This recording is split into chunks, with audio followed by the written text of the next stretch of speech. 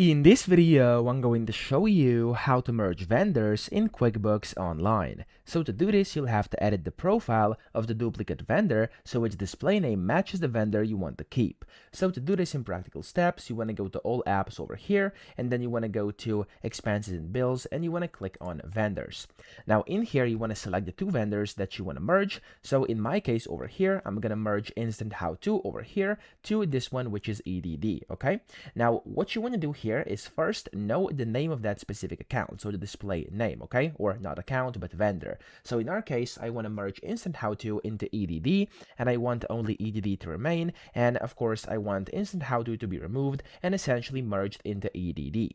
So in my case, what I have to do is just to know the display name, which is Instant How To over here. So of course I can go over here and just select the specific vendor. So I'm gonna click on it.